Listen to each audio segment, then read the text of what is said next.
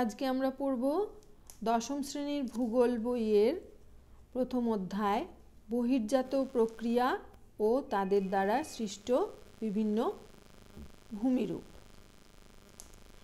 এখন প্রথমে আমাদের জানতে হবে বহির্জাত প্রক্রিয়া কাকে বলে। তোমরা খাতায় লিখে ফেলো প্রশ্ন, বহির্জাত প্রক্রিয়া কাকে বলে?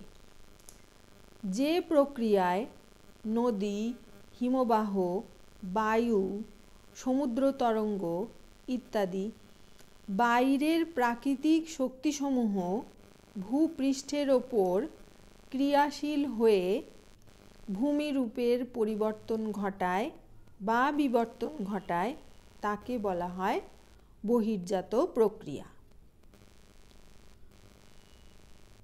2 নম্বর প্রশ্ন লেখো, বহির্জাত প্রক্রিয়ার মূল উৎস কি?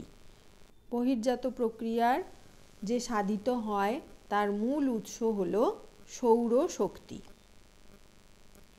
এই বহির্জাত প্রক্রিয়ার দুটি বৈশিষ্ট্য লেখো।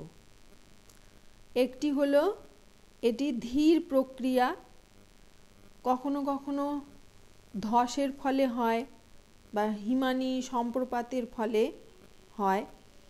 আর এটি হলো যখন ভূপৃষ্ঠ বা তার নিচের দিকে একটা বহির্জাত প্রভাব হলো। পর্যায়ন কাকে বলে?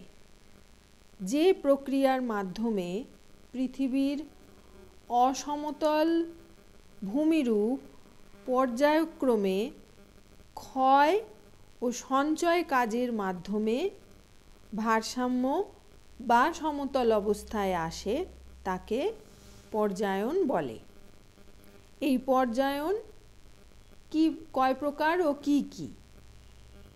এই পর্যায়ন 2 প্রকার, একটি হচ্ছে অবরোহণ আর একটি হচ্ছে আরোহণ। অবরোহণ কাকে বলে?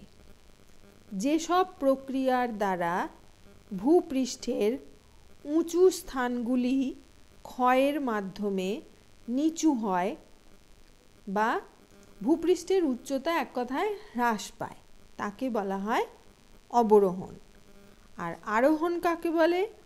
যে প্রক্রিয়ায় নদী, বায়ু, হিমবাহ এই প্রাকৃতিক শক্তির দ্বারা ক্ষয়জাত এবং পরিবাহিত সমস্ত পদার্থ একসঙ্গে সঞ্চিত হয়, অর্থাৎ কি নিচু স্থান ভরাট হয়ে উঁচু বা সমতল হয় তাকে বলা হয় আরোহণ। ঠিক আছে, তাহলে এখানে আমরা কি জানলাম? বহির্জাত প্রক্রিয়া, বহির্জাত প্রক্রিয়ার উৎস, বহির্জাত প্রক্রিয়ার দুটো বৈশিষ্ট্য আর পর্যায়ন। বহির্জাত প্রক্রিয়ারই একটি বৈশিষ্ট্যের মধ্যেই পড়ছে ওটা। বহির্জাত প্রক্রিয়ার বৈশিষ্ট্যের মধ্যে যে পড়ছে পর্যায়ন, তার সংজ্ঞা এবং তার দুটো ভাগ। ঠিক আছে, এটা ভালো করে পড়বে।